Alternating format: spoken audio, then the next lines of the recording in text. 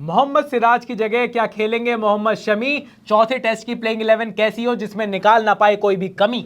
वो तो निकल ही जाएगी, हम दोनों जो बैठे हैं। ये बात तो है, लेकिन चौथे टेस्ट बहुत इंपॉर्टेंट है। बॉर्डर गावस्कर ट्रॉफी का इंडिया 2-1 से लीड कर रही है।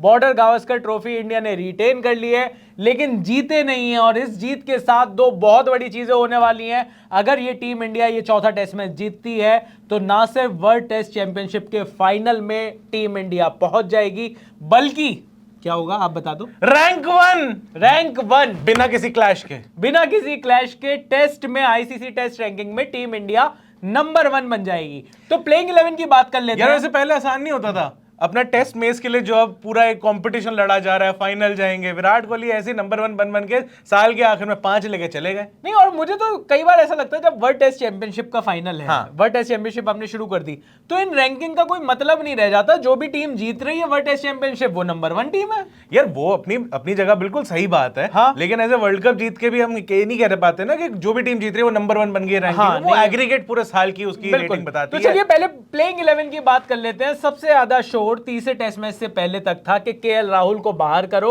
और शुभमन गिल को खिलाओ। और अब सारे लोग कह रहे हैं कि केएल राहुल लकी चार्म है, हर हाल में उसे खिलाओ। नहीं, केएल राहुल पलट गए यार। हाँ, ये सब लोग पलट गए हैं, लेकिन केएल राहुल, हम नहीं पलटे हैं। हम अभी भी चाहते हैं कि केएल राहुल टीम में हो, बस प्लेइंग 11 में ना हो। तो केएल राहुल टीम के साथ जरूर है इस टाइम पर। मतलब पानी पिलाने के लिए भी आपको केएल राहुल चाहिए, ये नहीं कि कोई दूसरा बंदा आके देख ले क्लोज से। नहीं, पर केएल राहुल की देखे कॉन्फिडेंस चाहिए ना। अभी वो वनडे में भी हमारे काम बहुत आने हैं। अच्छा। पर प्लेइंग 11 की अगर बात करें तो Shubman Gill as an opener third test match में आए थे इंदौर में। उस टेस्ट मैच में कोई भी बैट्समैन नहीं चला टीम इंडिया का, तो उसमें अगर शुभमन गिल भी नहीं चले तो मुझे लगता है कि उनकी पैर की ज्यादा खिंचाई नहीं होनी चाहिए, क्योंकि पूरी टीम ने घटिया परफॉर्म किया। हाँ, मतलब जब सारे बैट्समैन खराब करे ही जा रहे हैं तो आप कैसे अकेले शुभमन गिल को कहोगे कि भाई ये बंदा कुछ कर नहीं पाया, इसे जब एक मौका मिला था यहाँ पे कैपिटलाइज करना चाहिए था, ये सारी बातें वगैरह वगैरह, ये आप शुभमन गिल के बारे में अभी एकदम से नहीं कह सकते हो। उसे मौका देना चाहिए। और अभी एक मैच और है, 2 इनिंग करीब मिल सकती है, या फिर इंडिया फिर टॉस जीते एक ही बारी बड़ा टोटल बनाए, ऐसा भी हो सकता है। शुभमन गिल के 400 450 रन बने, 200 रन मान लो। अच्छा ठीक है। हाँ, मतलब 400 यहाँ पे वो चल रही है बार्गेनिंग। जिस तरीके की सीरीज चल रही है, 400 रन 2 पारियों में मिलाकर 2 टीम नहीं बना पा रही यहाँ पर। हाँ, ये आदमी चाहता है कि शुभमन गिल अकेला मार दे। एक तो एक्सपेक्टेशन बहुत ज्यादा भाई, मैं तो फिर शुभमन गिल कह रहा हूँ। कमेंट्स में यही लोग होते हैं जो लिख रहे होते हैं केएल केएल राहुल आज मारेगा, 500 मारेगा, केएल लारा का रिकॉर्ड तोड़ेगा, यही लोग हैं। केएल राहुल 500 मारेगा। केएल राहुल 2 साल में मिलाकर नहीं मार पा रहे 500 रन टेस्ट मैच में। पूरा नहीं लिख रहे ना, वो बुक क्रिकेट कह रहे होंगे, क्या पता। हाँ, ये बात तो है। तो भाई ओपनिंग की जो बात थी वहां पर शुभमन गिल और रोहित शर्मा की जोड़ी खेलेगी, ये बात बिल्कुल पक्की तय है, क्योंकि शुभमन गिल के एक फेलियर से ये डिसाइड नहीं हो सकता कि दोबारा से ओपनिंग जोड़ी को तोड़ना चाहिए। नंबर 3 पर पुजारा ने बहुत बढ़िया 50 मारी थी। अरे यार वो इनिंग्स जो थी, मतलब ऐसा लग रहा था पूरी इंडिया की टीम एक तरफ और पुजारा भाई एक तरफ। मैं तो कह रहा हूँ पूरी ऑस्ट्रेलिया की टीम भी एक तरफ रख लो, क्योंकि वो तो बहुत फ्लुएंट मार रहे थे, ये स्ट्रगल करके मार रहे थे। लेकिन पुजारा भाई का एक खासियत है, ऑस्ट्रेलिया देख के ना बिल्कुल ही ऐसे हो जाते हैं, आज मैं हिलने नहीं वाला, लंगर डाल दिया। बिल्कुल, मतलब खूंटा गाड़ देते हैं वो वहां पर। और जब तक सामने वाली टीम को मतलब पका नहीं देते ना अच्छे से कि भाई अब तो मेरा बॉल करने का मन नहीं कर रहा है। हेजलवुड को तो मेंटल फ्रैक्चर हो चुका है, वो खेला ही नहीं है वाली सीरीज। वो कह रहा भाई मैं पुजारा को दोबारा नहीं देख सकता टेस्ट मैच में। सफेद कपड़ों में पुजारा ना वो भूत की तरह नजर आते हैं जिसके पैर उल्टे होते हैं, द्वारका की रोड पे वो जो दिखती है रात को। तो यही कहते हैं। तो भाई मतलब इस तरीके से पुजारा का खौफ है। नंबर 4 पर विराट कोहली, जिनकी सेंचुरी अब तो आ ही जानी चाहिए। विराट यूं ना सकता, मतलब आ भी जा भाई, मतलब अब सेंचुरी आने का अब टाइम आ गया है। विराट कोहली ने बहुत सारे आश्रमों के दर्शन कर लिए और अब तो वृंदावन यार गया तो केएल राहुल भी था, उसी मैच में ड्रॉप हो गया भाई। प्रसाद मिल गए ना। अरे sir very well played sir. तो केएल राहुल तो ऐसे उनको मंदिर नहीं मिला, वहां पे प्रसाद मिल जाता है। कोई बात नहीं, आपको वहां पे मंदिर जाएंगे, आपको खोपड़ा चोपड़ा जो भी मिलता है वहां पे, नारियल। लेकिन विराट कोहली भाई इस चौथे टेस्ट मैच से पहले एक बार और मंदिर के दर्शन करते हुए नजर आए, तो वहां से अगर वहां पर उनकी जो परफॉर्मेंस है वो रुकी हुई थी तो अब वो भी वापस आ जाए। और क्रिकेट फैंस, पूरी दुनिया के क्रिकेट फैंस अब चाहते हैं कि यार विराट कोहली वो शक्ल तोड़े, क्योंकि अगर आप बात करो विराट कोहली की, अगर हम बैटिंग देखें तो पिच इतनी टफ जरूर है पर विराट कोहली फॉल शॉट्स बहुत कम लगा रहे हैं। विराट कोहली एक अच्छी मतलब एक अच्छी निक में दिखाई देते हैं, ज्यादातर फिर वो आउट हो जाते हैं। हाँ मतलब आप अच्छी निक कह रहे हो, मैं कह रहा हूँ अच्छे इनके निक नहीं लग रहे हैं, तो वो भी एक अच्छी चीज है। और इसी से आप अंदाजा लगा सकते हो कि विराट कोहली एक अच्छे टच में भी नजर आ रहे हैं और जेन्युइनली बीट हो रहे हैं। वही ऑस्ट्रेलिया के बॉलर ज्यादा कुछ नहीं कर रहे थे, वो हम जो वर्ड की बात कर रहे थे, नेचुरल वेरिएशन की आ रही थी, उसी की वजह से बीट हो पा रहे थे। तो मतलब विराट कोहली ऐसा नहीं है कि आप जब उनको बैटिंग करते हुए देखो तो आपको लगे कि यार ये, मतलब वो केएल राहुल वाली फीलिंग नहीं है कि बिल्कुल आप उनको देखो आपको समझ में ही नहीं आए कि यार ये बंदे को तो पड़ ही नहीं पा रहा कोई भी बॉल। विराट कोहली बहुत पॉजिटिव लगे हैं जितना भी उन्होंने खेला है, लेकिन अनफॉर्चुनेटली रन नहीं आए, इस सीरीज में भी रन नहीं आए। और रन आने मेरे ख्याल से जरूरी भी है, क्योंकि हम जब उनके स्टैट्स उठा के भी देख रहे थे टेस्ट मैचेस के लिए, लगभग 3 साल के अंदर हमें उनके बहुत ज्यादा अच्छे एवरेज नहीं देखे, 20s में चल रहे थे सर। अच्छा खासा उनका टेस्ट मैच का जो एवरेज था वो पिछले 3 सालों ने डुबो दिया।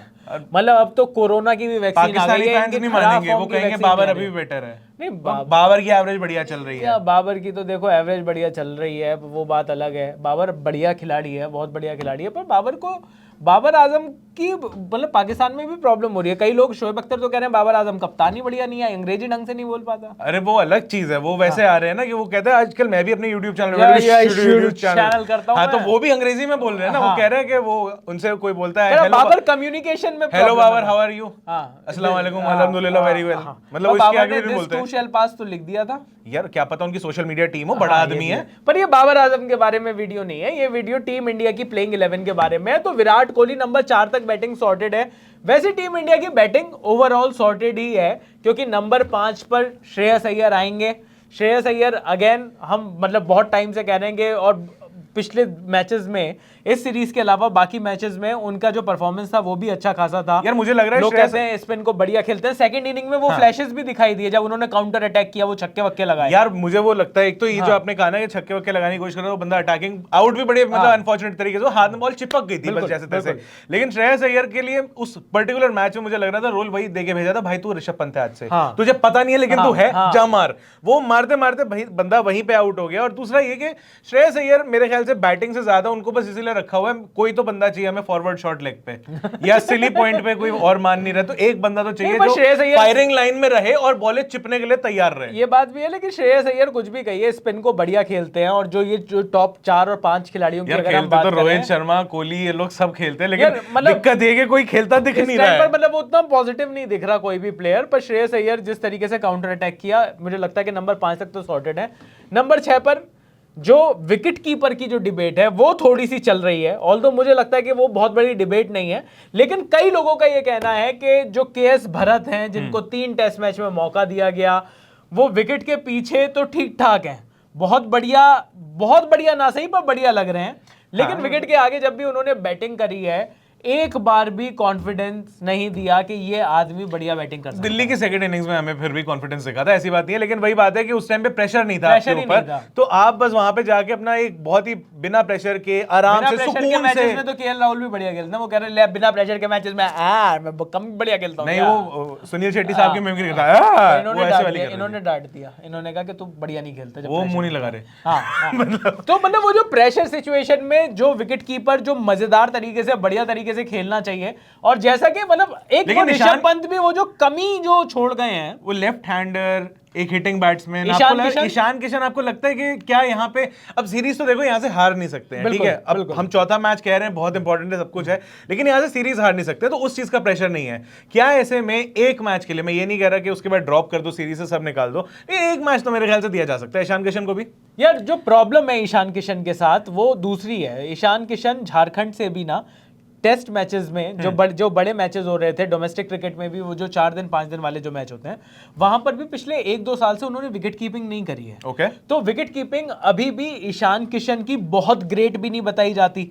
तो अगर स्पिनिंग अभी तक हमें नहीं पता कि ट्रैक कैसा है, अगर टर्निंग ट्रैक है तो जडेजा, अक्षर पटेल, अश्विन, इनकी घूमती हुई बॉलों को संभालने के लिए या तो लोगों को लगता है कि ट्रस्ट ज्यादा अच्छे विकेट कीपर के ऊपर है। फिर तो ये वाली बात होगी कि भाई इसे टीम में क्यों लिया, अगर ये बंदा इतना ही खराब कीपर है तो क्या रिजर्व के तौर पे रखा हुआ है ना। बीच मैच में मतलब श्रीकर भरत, केएस भरत जो भी, तो उनको भी तो मतलब ऐसा कुछ हो सकता है ना, गॉड फॉरबिड, बट कोई इंजरी हो जाती है या उनको थोड़ी देर तक जाना पड़ जाता है अंदर। मैं आपकी बात से बिल्कुल सहमत हूं। मुझे मतलब मैं ये नहीं कह रहा कि ये सबसे बड़ा रीजन है इस वजह से आप अगर ये चीज केएल राहुल के लिए कहते हैं ना, बाय चांस टीम का दिमाग ऐसे फिर जाए कि हम केएस भरत को हटा रहे हैं, कोई बात नहीं, ईशान किशन नहीं, केएल राहुल, तो तब हम ऐसे बोलेंगे, तो बिल्कुल दिक्कत है ही। लेकिन जो अभी भी जो मतलब जो जिस तरीके के इंडिकेशंस मिल रहे हैं वो ये है कि टीम मैनेजमेंट अभी इस बारे में बिल्कुल नहीं सोच रही है। केएस भरत ही विकेट कीपर होंगे तो वहां पर कोई चेंज नहीं होने वाला। हमारे जो 3 स्पिनर्स हैं वो वही 3 स्पिनर्स होंगे। तो इकलौता प्लेइंग 11 में सबसे बड़ा चेंज क्या है, लोग कह रहे हैं अब कि मोहम्मद शमी को एक टेस्ट मैच का दे दिया रेस्ट। अब शमी वापस आ सकते हैं यहां पर प्लेइंग 11 में, और मोहम्मद सिराज जो लगातार 3 टेस्ट मैच खेले हैं, बढ़िया परफॉर्मेंस दी है उन्होंने, पर क्योंकि जो बहुत ज्यादा तो दिया ही नहीं ना मौका, हाँ, पर मौका उतना नहीं मिला है क्योंकि स्पिनिंग ट्रैक वगैरह हैं, सब चीजें हैं। तो उस हिसाब से मोहम्मद सिराज की जगह मोहम्मद शमी को मौका दिया जा सकता है। तो यहां पर उमेश यादव और मोहम्मद शमी आपके 2 फास्ट बॉलर होंगे। मुझे लगता है पर्सनली, मुझे लगता है इसमें कोई प्रॉब्लम नहीं है क्योंकि मोहम्मद सिराज बढ़िया बॉलर है, उनको भी रेस्ट देना बनता है। उसके बाद जो ऑस्ट्रेलिया के अगेंस्ट जो वनडे है उसमें भी सिराज को खिलाने का मौका दिया जा रहा है। तो मुझे लगता है वहां पर वो एक चेंज हो सकता है। आपको क्या लगता है इस प्लेइंग 11 में, आपको प्लेइंग 11 कैसी लग रही है? यार प्लेइंग 11 तो मुझे मतलब इसमें और बेटर शायद नहीं हो पाएगा। वही एक मैं कह रहा हूँ कि विकेट कीपर का मुझे एक वो लग रहा है, और शायद अगर सच में आपको गुजरात में जाकर भी ऐसी ही turning, sharp turn, rank turners जो हैं वो मिल जाती हैं, मैं तो ये भी कहूंगा थोड़ा सा रैडिकल लग सकता है, लेकिन ऑस्ट्रेलिया वाली अप्रोच, एक ही फास्ट बॉलर रख लो, चूज कर लो कौन सा, और एक कुलदीप यादव को और ले आओ, वैरायटी भी आ जाएगी। और आप वो जो कह रहे हो ना कि आप 2 बॉलर एक साथ करा रहे हो, अक्षर पटेल की बॉलिंग में धार उतनी नहीं दिख पा रही है, प्रोबेबली इसलिए कि यार वो सिमिलर बॉलिंग चल रही है, या जो भी ये तो उनका खुद का घर का स्टेडियम है। नहीं है जरूर, वो मैं मना नहीं कर रहा, लेकिन घर के स्टेडियम में दिल्ली में है ना, विराट भाई भी खेल रहे थे, घर के स्टेडियम में गलत आउट होकर चले गए, घर में इतनी ना चल रही उनकी। यार दिल्ली का स्टेडियम तो विराट को कहना ही नहीं चाहिए। विराट कोहली ने क्रिकेट ही कितनी खेली है, अपनी डोमेस्टिक क्रिकेट ही कितनी खेली है यार, लेकिन 50 प्लस एवरेज तो है उनका दिल्ली के अंदर। वैसे सारी बातें ठीक है, 50 प्लस एवरेज टच नहीं कर पाया। एक बात बताओ, अगर आप चौथे स्पिनर को खिलाओगे, अगर उसकी जगह आप चौथे स्पिनर को ही खिलाओगे, अगर फास्ट बॉलर को ड्रॉप करोगे, या एक एक्स्ट्रा बैट्समैन को खिलाओगे? नहीं, मैं तो स्पिनर ही लेके जाऊंगा। बैटिंग आई थिंक ऑलरेडी इतनी डेप्थ में है कि आपके पास अक्षर पटेल तक बैटिंग ही बैटिंग है। पर मुझे एक बात बताओ, जब अक्षर पटेल को बॉलिंग नहीं मिल रही तो वहां पर कुलदीप यादव को किस तरीके से बॉल फेंकी जाएगी? मतलब अगर इतने रैंक यार देखो, ये तो वही वाली बात है कि हम ये क्रिटिसिज्म पहले भी कर रहे थे कि आप इतने लंबे स्पेल दिए जा रहे हो रविंद्र जडेजा को और अश्विन को, ऐसा लग रहा है बाकी बॉलर्स तो भाई यहाँ पे खाली वो ऐसे आए हैं कि पीछे ऑडियंस में बोल रहे हो हेलो शामी भाई, शामी भाई, शामी भाई, और शामी भाई भी ऐसे ठीक है। मतलब सिर्फ शामी भाई की बात नहीं है, सारे यार सारे प्लेयर्स के साथ ऐसे होता है। आप कभी स्टेडियम में गए होगे, आप देख रहे होगे प्लेयर्स को, लगती है मतलब शुभमन गिल होते हैं तो सारा यार मैं वो बहुत होता है यार, कसम से होता है यार, मतलब अच्छी बात। और विराट भाई रिएक्ट भी कर देते हैं, विराट भाई रिएक्ट कर रहे हैं, वो मीम बन जाते हैं। तो खैर मतलब इन सारी की सारी चीजों में भाई दिल्ली, एक छोटा सा बता रहा हूँ, दिल्ली में क्या था, एक बार मैं मैच देखने तब होता था, कैमरन वाइट होता था, तो हम वो बिल्कुल थर्ड मैन पे खड़ा हुआ था, हम बिल्कुल सामने खड़े हैं, पुरानी दिल्ली का क्राउड आ रखा था, क्या वाइट वाइट ओए वाइट, वो पीछे मुड़ा ऐसे हाय कर रहा है, उसको भी पता है बकवास होने भाग्या से ये तो चल रहा था यार। नहीं यार, मतलब ये जो क्राउड है ये थोड़ा सा मोर और सेंसिबल होना चाहिए, मुझे लगता है कि मतलब सेंसिटिव भी, हाँ सेंसिटिव भी होना चाहिए। और मतलब ये मतलब जितनी ये मस्ती है ये बढ़िया लगती है, लेकिन खिलाड़ियों के साथ और खासतौर पर उस तरीके से ट्रोल करना, वो यहाँ तक स्टूडियो तक ठीक है यार, मतलब स्टेडियम में जाकर मत करो। वहां पर विराट भाई जैसा कोई होता है वो अपना मिडिल फिंगर दिखा के आ जाता है, ये मिडिल नहीं है ना, तो ये सेंसर्ड है, मैं दिखा सकता हूं, ये वाली दिखा सकते हो। लेकिन उसके बाद से विराट भाई बदल गए। लेकिन क्या प्लेइंग 11 आपको लगता है यही रहनी चाहिए या बदलनी चाहिए? ये आप कमेंट सेक्शन में लिख सकते हो। आप जल्दी से कमेंट सेक्शन में लिखकर ये बता दीजिए कि क्या आपको लगता है अहमदाबाद में होने वाले चौथा टेस्ट, जो डिसाइसिव बॉर्डर गावस्कर ट्रॉफी का टेस्ट है, नरेंद्र मोदी स्टेडियम में ये टेस्ट मैच है, मोदी जी खुद भी होंगे, ऑस्ट्रेलिया के प्राइम मिनिस्टर भी होंगे, पहले दिन का वो मैच देखने आ रहे हैं, क्योंकि तीसरे दिन चौथे दिन तक क्या पता कल हो ना हो मैच, सही बात है, मैच खत्म हो चुका हो, तो पहला दिन का मैच जरूर देखेंगे। और अभी जो पिक्चर्स दिखाई दे रही हैं दूर से, बड़ी हरी सी पिच दिखाई दे रही है, तो ऐसा नहीं लग रहा सर वो लास्ट दिन एकदम से ना जैसे ही आएगा ना वो ट्रिमर लगा देंगे उसमें। नहीं वो ट्रिमर मैं कह रहा हूं ट्रिमर लग सकता है, लेकिन एक बात जो बार बार वो सूखी पिच क्रिएट करने की हो रही थी, अहमदाबाद में कुछ दिनों से लगातार बारिश हो रही थी, तो वहां पर वो सूखापन तो उस पिच को नहीं मिलेगा, तो हो सकता है थोड़ी सी बैटिंग फ्रेंडली पिच हो, बैटिंग फ्रेंडली हल्की डैम्प पिच मिल सकती है। मुझे ऐसा सा लगता है कि इतनी सूखी ऐसी पिच नहीं होगी कि पहले ही दिन से बहुत ज्यादा टर्न करने लगे, और मुझे लगता है कि ऐसे में ऐसी पिच पर अगर थोड़ी सी भी बैटिंग फ्रेंडली हुई तो भाई मैं क्या, दुनिया चाहती है विराट कोहली का 75वां सेंचुरी देखने को मिले। मेन है कि टेस्ट मैचेस के अंदर विराट भाई का सूखा जो है ना वो खत्म होना चाहिए। आपका क्या कहना है, आपको क्या लगता है कि प्लेइंग 11 क्या होगी, क्या होगा इस मैच में? क्या इंडिया जीतेगी, ऑस्ट्रेलिया जीतेगी? सब आप कमेंट सेक्शन में लिख सकते हो। बाकी कमेंट से याद आया कि बहुत प्यारे प्यारे कमेंट्स मिल रहे हैं हमें यूट्यूब पर, फेसबुक पर। बहुत क्रिकेट के जो लवर्स हैं, इतना प्यार, इतनी बढ़िया एनालिसिस के साथ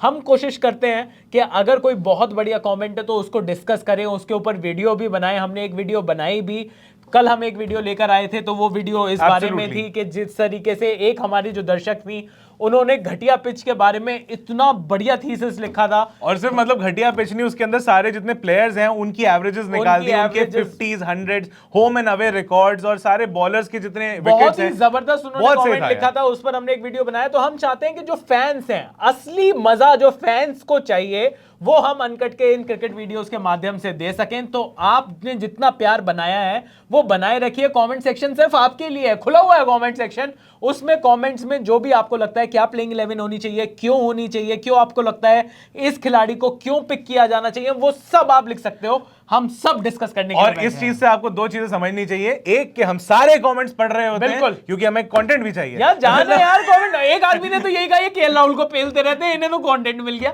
हाँ, भाई मतलब यार ऐसी बात तो चाहिए ना, सबको कंटेंट चाहिए। और यार ये आपस की बात है यार, ये खाली हम दोनों बैठ के नहीं कर रहे हैं, हम आपके कमेंट्स इसीलिए लेते हैं। और मैं ये कह रहा हूँ कमेंट नहीं पढ़ेंगे तो क्या बताएंगे कि इस आदमी को ऐसे खेलना चाहिए, ऐसे फ्रंट फुट निकाले, ऐसे बैक फुट निकाले, मतलब क्या क्या बताएं। अब आप इधर ऑफिस छोड़ के जा रहे हो। नहीं, मैं ऑफिस छोड़ के, आप दूसरी बिल्डिंगों में घुस रहे हो। नहीं, मैं ये कह रहा हूँ कि अल्टीमेटली हम कौन होते हैं यार किसी को बताने वाले के 5वें स्टंप की जो बॉल है उसे छोड़ दे, लेग स्टंप के पीछे जो आ रही है उसको स्टांस हम एक्सपर्ट हैं। हम तो यार क्रिकेट फैन है, आपकी तरह हम भी क्रिकेट फैन है। जो आप बोलोगे, जो हम बोलेंगे, आपस में बात कर सकते हैं, आपस में डिस्कशन कर सकते हैं। और दूसरी बात ये थी कि आपकी आवाज, हम जो यहाँ पे वीडियो बनाते हैं, अगर आपके कमेंट्स लेके तो आप ही की आवाज जो है हम सभी के आगे रख रहे हैं, वरना फैंस की आवाज तो यहाँ पर बीसीसीआई तो वैसे भी नहीं सुन रही है। बीसीसीआई तो सुनता नहीं, हम एक कोशिश कर रहे हैं, बस हम कोशिश कर रहे हैं कि भाई फैंस की आवाज लेकर आएंगे। फैंस अगर कहेंगे कि बीसीसीआई के स्टेडियम नल्ले हैं, बिल्कुल उनमें बिल्कुल भी कोई फैसिलिटीज नहीं हो रही है, घटिया तरीके से, क्या कह रहे हो, फैंस के लिए कुछ भी नहीं मिल रहा, भाई जोर जोर से चीख चीख कर बोलेंगे।